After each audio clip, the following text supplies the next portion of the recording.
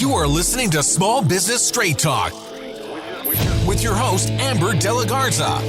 Amber is a sought-after coach, trainer, speaker, and writer who gives small business owners the straight talk on productivity, time management, business systems, leading your teams, strategic decision-making, and mindset. No BS, fluff, or overused jargon. Just actionable strategies to get results and succeed in business. And here is your host, Amber De La Garza, the productivity specialist. Welcome, and thank you for listening to the Small Business Straight Talk podcast. Today is episode 332, 12 Ways to Maximize Your Team Members' Time. If you're a small business owner who wants to learn effective business strategies, improve time management, and elevate productivity to maximize profits, reduce stress, and make time for what matters most, then you're in the right place, and I'm so glad you've joined me. Today, we're going to be diving into how to maximize your team members' time. We talk here a lot about how to maximize your time as the leader, the business owner, the CEO. However, today's episode is special because I'm going to be sharing with you specific strategies and skills and policies that you can implement immediately in your business to get the most out of your team members. Before we dive into today's episode, I'd like to invite you to take my next level business owner quiz. If you're a business owner and want to take your business to the next level, but you're feeling like you kind of got stuck, you don't know which way to go or what to focus on because everything needs to be worked on, then take this quick, easy 3-minute quiz and I will tell you what's most holding you back. And then you will get a curated playlist from the podcast with specific episodes that address those specific challenges. In those episodes, you will find skill sets, strategies that you can implement immediately in your business. So what's more efficient and productive than taking 3 minutes to take a quiz and get the exact right next steps to focus on in your business? Head on over to amberdelagarza.com/quiz. Again, you can find that quiz over at amberdelagarza.com/quiz. And now, let's get to the straight talk. Time management is an essential skill, not just for you, the business owner, but for every one of your team members as well. So I ask, when you tune into the Small Business Straight Talk episodes and walk away with strategies to improve your productivity, time management, business systems, mindset, and so on, are you sharing your takeaways with your team members so they, too, can improve upon those things? Helping your team members improve their time management can only help you run a better, more efficient, more profitable business. So it's worth taking the time to invest in your team and teach them how to better manage their time. Think about it. Many of you are here because you want to learn how to improve your own time management and increase your productivity. And often it's overlooked that those skill sets have also probably not been taught to many of your team members. It wasn't taught in school or college or by their parents. And so if not you, then who? It is your job as a leader to invest in your team, to invest in yourself, and that's why you're here. But it is also your responsibility to invest in your team members. When I'm working with my clients, I often hear some of the struggles that are happening with your team members. And it's ironic because, yes, there are personality and skill set gaps and culture misfits. But what I do hear a lot of is that they don't possess the skill set of managing themselves and managing time. And that's okay. This is something that if you can be that specific with and identify that they are a value to the team, that they bring exceptional expertise or a great attitude or a great work ethic to the team, but have a skill set gap in something like time management, that is worth working with them to invest in them so that they can improve and be a better employee. So I'm going to walk through 12 time maximizers you can encourage and support your team members to use to improve their time management and power up their productivity. Many of these strategies are going to sound familiar if you've been a longtime listener, but I'm going to share them with you through the lens of teaching this skill set, sharing this skill set with a fellow team member. All right, let's jump into number 1. Use a master task list. Capturing all of your tasks and projects on one centralized task list for easy prioritizing, batching, maintaining organization, and preventing tasks from falling through the cracks. If you see a team member who you are giving instruction to or is at a meeting and are not taking notes and adding it to their task list, if you walk by their desk and you see random tasks on sticky notes and pieces of paper on back of folders, does that give you some level of anxiety? And maybe you were once there too, or maybe you're there now. But to encourage your team members to organize themselves in a way that they keep one master task list. And what would be most ideal is that that task list is a digital task list that the entire team is using, like Asana or ClickUp or any various other project task management systems, but that there is one centralized location and that the expectation is that all tasks, either project related or is personally responsible to them, shows up in this task list. You want to ensure that they can organize themselves in a way that nothing falls through the cracks, right? What is most stressful about delegating and trusting team members is that we believe that something's going to fall through the cracks. And whether they mean to or they don't, and I always lean towards the side they didn't mean to have anything fall through the cracks, I generally believe it is a lack of a system and a process to keep themselves organized. And this is the foundation of that. Using a master centralized task list, ideally digital, and one that the entire team is using. Number 2, encouraging your team members to plan their day and providing them a framework with how to plan their day. Many of us know that intuitively, planning our day is a good idea. But how many of you or your team members know how to actually plan their day? I would encourage you to ask them to, at the end of the day, plan their day for the next day. And to do so, that might actually create a policy or an expectation that you are telling them that it's okay to stop working 15 minutes before the end of the day so they can wrap their day up and plan for the next day. Ironically, why we know planning our day is part of the work, many employees make assumptions that they need to be working right to the end of the day because that's what you expect of them. And if you haven't said differently, how do they know that they have permission to stop working 15 minutes before the end of the day so that they can properly wrap up the day and prepare for the next day? I teach something called the daily wrap, which is a daily review and action plan. And it has 5 steps and can be completed if done consistently each day in about 5 minutes. And the first step is reviewing the current day. Then you preview the following day, the next day. Then you do a mind sweep. Then you prioritize your tasks. And then you schedule your tasks. If you want more about how to plan your day, we will link out to some episodes where I went deeper into the daily wrap and how to plan the day. But first, starting out by encouraging your team members to spend that last 10 to 15 minutes doing so and leading by example and prioritizing planning over doing so that the doing is more efficient the next day.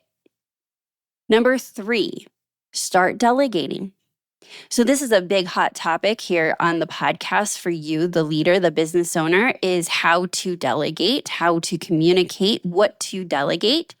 But if you have more than a team of one other person, chances are they may be able to delegate to other people. Or just having that open communication about, well, when is their workload maxed out? And can they feel comfortable asking you for additional support? Maybe they need someone to delegate to.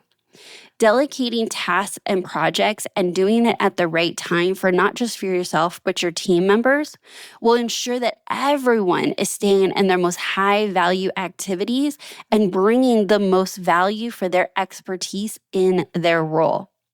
So empower your team members and communicate with your team members that it is okay to ask for help.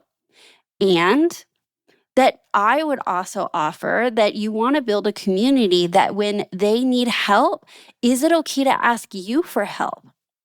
And this is huge. And if I could just highlight this entire section, this isn't exactly about delegating, but more about asking for help. I see this all the time. Business owners are hoarding work because they do not want to overwhelm their team members. And because I see it so often, I understand that it's on a good place. They're willing to burn themselves out. They're willing to work nights and weekends because they don't want their team members to feel the same way. They don't want to scare off team members, burn them out, overwork them. And I don't want that either. But what could be a solution, instead of assuming that that one thing or those things are going to overwhelm a team member, is to ensure you have a culture of open, two-way, honest communication. And what I mean by that is that you are going to delegate and delegate and delegate to a team member. And because you've had this conversation of, I am trusting, hey, team member, that if you feel overwhelmed, you feel like you can't hit a deadline or there is too much work, that you are going to raise your hand and you're going to say so. And that doesn't mean anything about your work ethic. It doesn't mean anything about how well you can do your job. But you, the business owner, do not need to regulate it and be so conservative and make assumptions that things are going to overwhelm a team member because maybe they overwhelm you. I want the team member to say, hey, I need help. And that could mean something comes back to your plate. That could mean that deadlines get moved or priorities get shifted. Or that can mean that you are staying in your zone. You're delegating down to someone on your team. They raise their hand and say, I am maxed out. And now you know it's ready, your time to or ready to hire another person. But not having that open communication feeds on assumptions, often dysfunction, and really make sure that you're staying in tasks and activities that are not your highest value. All right, I'll get off my soapbox on that. But if you do find yourself from a good place hoarding work because you don't want to overwhelm others, start with open, clear communication with team members and ensure they feel comfortable talking to you when they've hit their max. Next, implementing time blocking. I am a huge proponent of time blocking, and I've taught time blocking so many times on this podcast. And I do believe that there's structure with time blocking and there's flexibility with time blocking. And time blocking does not look the same for every single person on every single person's schedule. But implementing the core foundation of time blocking or allowing your team members to implement time blocking will be a game changer. This is a very useful method to maximize time, increase productivity. However, this takes a team to implement. If you've tried to implement time blocking on your own schedule, then you know that you had to communicate that to other team members when you were and weren't available. If this is an option for your team members, then you're going to need to build a culture that supports it. Some easy tips and strategies to do this is to find a way team members can communicate when they're in their scheduled work, in their focused time blocks, and wish to not be interrupted. If they have an office, Cool, clear as day. It's a closed door policy.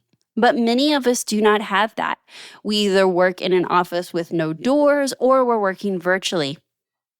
So, one way is to communicate on the team calendar by adding those private work times, blocks of time, onto the team calendar so you can see what people's availability is. You can allow them to mark do not disturb on team chats, which this is huge. This is the permission from the leader, the business owner, to the team members that say, hey, it's okay not to be available 24/7 or, you know what I'm saying, 8 hours a day or every minute that you're clocked in. It's okay to hit do not disturb, and anything that needs your attention, it will be okay in an hour, because they are just trying to do their most focused work. And if these strategies work for you to get your most focused work done, and this is what you crave, wouldn't it make sense that this is what they crave? So are they able to do not disturb on team chat? How about if you work in the same office, this could be as simple as having a sign where it's green on one side and red on the other, or stop or go, or colored paper, and they can flip it on their desks. So green means I'm open, feel free to chat with me, talk to me, drop off tasks. Red means I'm heads down and I'm in my private work time. These non-verbal indicators of unavailable so that they have implemented time blocks, focused work time, is going to be essential for the team to help support each other with this focused work time. All right, next up is executing power hours. Now, this is a favorite of mine. And a power hour, if you don't know what that is, we will definitely be linking that out into the show notes as well. I've done some episodes on power hours. But essentially, throughout your week, you are encouraging your team members to not jump on every single task. That not every single task is created equal, and some tasks can be held till, for example, the end of the week. And if there's no repercussions of not getting it done on a Tuesday or a Wednesday, this will allow them to free up their day to do more deep work and not be jumping from one small menial task to the next. However, the power hour is essential because we want to make sure that those small, pesky tasks do not fall through the cracks and become an issue in the future, a fire in the future. And so a very efficient way of doing that is giving them a way to capture those small tasks, creating time on their schedule. I suggest the end of the week where they can power through and just mark off task after task after task. This is a great strategy for you, the business leader. Man, nothing feels better than clearing out your task list, starting free of clutter the next week, going into the weekend with all of your loose ends tied up. And that can be true for your team members as well. You can have a whole team power hour. So for example, if you're all working in the office, you can say, hey, Friday at 10 a.m. or Friday at 4 o'clock, we're all jumping into a power hour, which is going to be focused, specific work to wipe out as many tasks as you can off the task list in 1 hour. All right, next up, processing your emails. Now, I have an entire email management course that you can get on my website at amberdelagarza.com. What I teach is that you are to process your emails and not just check your emails. So you're not supposed to triage your emails and cherry pick your emails, but make a decision about each email and process it. So if there's a task that cannot be completed within 2 to 5 minutes and the email represents a bigger task, how do you integrate that into your task list so that you can plan time for it and you're not just living in your inbox? These strategies are incredibly powerful for you, the business owner, to not live in your inbox, to give time to work on your business, to have a more proactive approach to your schedule. And I can't imagine you'd want anything differently for a team member. So if you don't already teach and encourage your team members to not just check emails, but to process them and to move through making a decision with each of them and to get in and out of their inbox, you can take my Conquer Your Email Masterclass for just $47 and it's on demand. Next up is managing interruptions. So I shared with you, some of these are going to be skill sets, some of these are going to be strategies, and some of these are going to be policies. So I want you to encourage your team members to be aware about how they make themselves available to others, such as other team members, employees, colleagues, vendors, and clients, by creating and enforcing healthy business boundaries that definitely preserve their sanity, but also protects their time. And this is another one where you lead by example. Are you saying, don't interrupt me when I'm doing my focused work, but you run into the office after a meeting and start shouting out notes from the meeting and action items, or maybe you whirl in mid-morning after they've been working and you get into the office and you're like, hey, I need an update on this and I need an update on that. Are you the person that's creating all of these interruptions? Well, maybe one way to maximize your team members' time is to get some meetings on the schedule that are consistently on the schedule so you're getting your updates. Or check in with the team members of saying, hey, when you have time this afternoon, I'd like to review so-and-so client or so-and-so project. Because if you are not respecting their time and you're coming in and being the tornado, the Tasmanian devil, and you're creating all these interruptions, how do you feel about setting those boundaries and saying, yeah, I can do it, but I don't want you to do it to me? So creating a culture of respecting everybody's boundaries and time. And really, what I love to just think about this through is the lens of everyone just wants to do their best. That is my approach and thinking is, okay, everyone, including myself and my team members, just want to do their best. And so what do they need to do their best? And maybe it's interrupting them a little bit less so that they can do their best for you and the business. Next up is minimizing distractions. Interruptions are a form of distractions, but this type of distraction and what I'm talking about is unnecessary emails. So do you guys have a policy on BCCing and CCing each other on emails? Who actually needs to be on that email? This is a great company policy to get in order to save a lot of time for you and your team. What is the rule about taking personal phone calls and text messages during business hours? What about social media notifications? So if they can have their cell phones, are you asking for cell phone notifications to be turned off?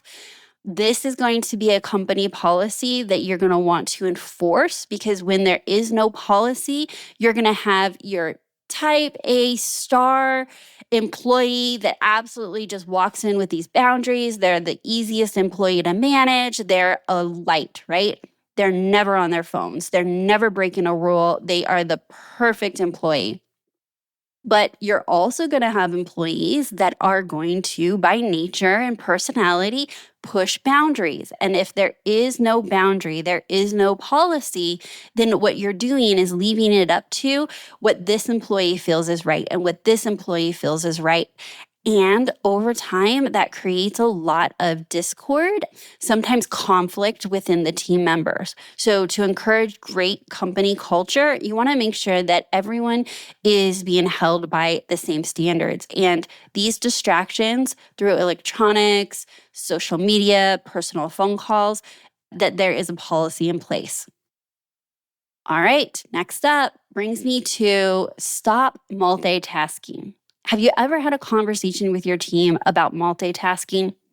Now, this is coming from a girl that prior to running my business and being in corporate, wore multitasking as a badge of honor. And if I looked up old resumes, I'm almost certain I probably had it listed as a skill set. But we know better now. We know that multitasking is, in fact, just switch tasking, meaning you're going from one thing to the next to the next. And we also know with tons of evidence and research that it is inefficient, it creates more mistakes, increases stress, and does not actually get more done. And so if we know that to be proven with actual data and facts, we have to unlearn this behavior. And so if you see things being half done, things falling through the cracks, you see a team member frazzled, overwhelmed, stressed out, it would probably be incredibly beneficial to have a conversation with them about learning how to prioritize, to single task, to finish a task to the end, and then moving on to the next. We do not want to promote or reward multitasking. We want to promote and reward efficiency, completion, and accuracy. Next, I want to talk about the phrase, say yes and.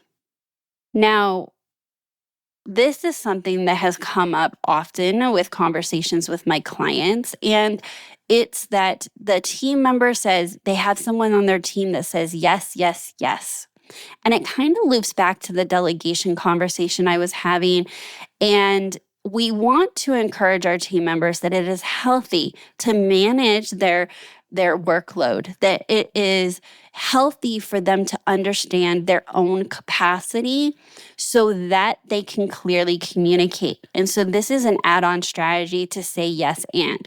When a request is made of someone on your team, you are giving them permission to not just default to yes, yes, yes, I'll do it now, and instead say something like, yes, and when do you need that by? Yes, and I can get this to you by X date or X time because they understand their capacity.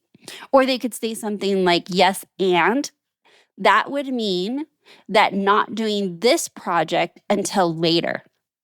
Now, I want to break those up a little bit because I know you know what I mean. So you fly in and you give someone something to do, and it is assumed it needs to be done now unless there has been clarity on the communication that says, when do you need this by? And if you as a leader are not giving what needs to be done and when it needs to be done by when you're delegating, it is only half. Because if you're just saying, do this, I guarantee that you had some sort of expectation in your head. I guarantee it. Whether it was, I need you to do this right now. I need you to get this done today. I need you to get this done by the end of the week. Something was in your head when you conveyed that ask to the next person, but you didn't say it. And so now you're leaving your employee to read between the lines and be a mind reader. And what happens when you thought, of course they can get this done today, and they thought, well, it can get done by the end of the week, or I'll get to it tomorrow because they already asked me to do 3 other things. And so of course I'm going to do those 3 other things. And guess what? Hey, you leader that's really busy, you forgot you asked them to do the 3 other things. So when you're delegating, if you do not say it, empower your team to say, and when would you like that by? When do you need that completed by? It's powerful because it's going to be an accountability tool for you that is going to slow you down, and it's going to ensure that you get out of your head your assumptions and you're conveying those to somebody else so that they can say, yes, absolutely, I can do that. Or maybe next comes out, I can do that and get that done to you today, but that means that I can't get X, Y, and Z done that you asked me to do this morning. Is that what you'd like me to do? And then you can say, yes, this is more urgent. Or you can say, actually, I forgot I asked you to do those other things. Tomorrow will be fine. Do you see how there can be so much miscommunication? Well, 1, I'm working with you and I'm working to give you the strategies to better delegate, but you can also encourage your team members to say yes and. When do you need this by? Is this time good? Do you need this done over this other project or task you gave me? All right, next up is ways to maximize your team members' time is to have organized space. This means creating an environment that supports their productivity by organizing their digital space and their physical space. The less time spent searching for lost files and documents and supplies, the more time that they'll have to focus on high-level and high-value activities. So if your digital files are a mess, that means that not just you are looking for lost files or misplaced files or misnamed files, your team members are every single time. And that gets multiplied and compounded. It's very expensive to have disorganization. And there's obviously an expense to disorganization in the office, but it's not always just from lost things. Many people don't do well in a disorganized office space or environment or cluttered. And so ensuring that you have a professional, organized office space will ensure that each team member has the ability to just dive in and do their best work. All right, last up, number 12 is taking breaks. Are you a leader who encourages your team members to take breaks? Or have you created a culture that more and more and more needs to get done and the breaks are getting squeezed out? Or perhaps you have team members that are incredibly loyal and look to you as their leader and see that you push through all of your breaks, that you are working around the clock and assume that that's expected by them. I am telling you, not just for yourself, but for your team members, that oftentimes the most productive thing they can do is take a break. Give them that 10 or 15 minutes. Give them their lunch break to step away. Because if they don't have breaks and they're not taking them, they're still going to take a break. They're going to zone out, but sit at their desk. They're going to take a personal call because they have to, and they're like, well, I worked through my lunch. They're going to come in late because they have justified it because they have worked through every single lunch, and they're like, hey, I worked through my lunches. It's okay, I'm a little bit late. But them coming in late in the morning really upsets you. So look around and see what kind of standards you have with regards to breaks and taking breaks. Now, you could be taking your breaks. You could have a policy of taking their breaks. And by the way, be sure to check your local laws, but it is actually the law that they take the break. So for those of you that have team members that are employees that are saying, I'm happily working through my lunch break, I am cautioning you as the business owner, that is not good policy. You are having liability on the table because when they leave, because no employee stays forever, if they are not happy, this could cause you issues in the future. So there's a legality reason as well. But even if you are encouraging breaks and they're not, it needs to be that they are now breaking company policy by not taking a break, right? We want to say it's not actually an option. If you work X hours, you get a lunch break. If you work X hours, then you get your 15-minute break. And as small business owners, we often overlook those types of things. And I'm telling you from a legality standpoint, a culture standpoint, and also just a productivity standpoint of having the ability to focus, we want to encourage our team members taking a break. As a business owner, you are a leader, and actions speak louder than words. Lead your team by example. Show them how they can maximize their time, not by working harder and longer, but by executing these strategies to maximize their time. I'm going to recap the 12 ways your team members can maximize their time.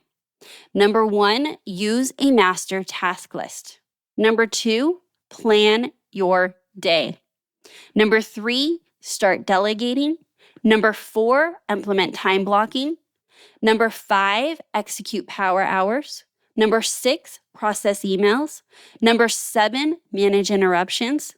Number 8, minimize distractions. Number 9, stop multitasking. Number 10, say yes and. Number 11, organize your space. And number 12, take breaks. I have loved having you listen to this episode of Small Business Straight Talk Podcast. And I sure hope you found my conversation about how to maximize your team members' time to be valuable. But I need to be straight with you. No change, no change. Without taking action, nothing will change for you or your business. I shared 12 ways. Pick one. Literally, pick one, then pick another, and then pick another. Either create these as policies or have conversations, or just pick one that you want to implement at a time, talk about it at a team meeting, and then practice implementing that. Whether it's no instructions, or it's processing emails, or it's planning your day.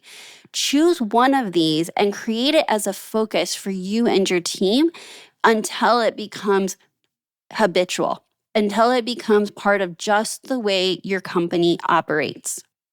I referenced that we have many episodes that talk about many of these topics from the 12 Ways to Maximize Your Time. If you want to hear those in more depth and hear them through the lens of for you, the business owner, we will link out to those in the show notes, but they are great episodes. So if you want a short list of episodes that back up today's topics, head on over to amberdelagarza.com/332. There you'll find all the show notes and links to those specific episodes. If you've been thinking about hiring a business coach, now is the time for us to be talking. Don't wait. It is literally just a conversation. Take action. Don't let this be something else that you add to the list or the someday maybe list. We should be talking now. It's just a conversation, but it's one that will potentially get you on the quickest path to improving your own time management and elevating your productivity so you can be a better business owner and enjoy your business success. Whether it be my one-on-one coaching or my group coaching program, head on over to amberdelagarza.com/call to schedule today. And if you are new here, I want to thank you for joining us and welcome you. Be sure to hit subscribe so you don't miss another episode. And if you are a repeat listener, thank you for tuning in again. And I would ask that you share this episode with a fellow business owner who you think would find it valuable. So that's my straight talk for today. Until next time, have a productive week.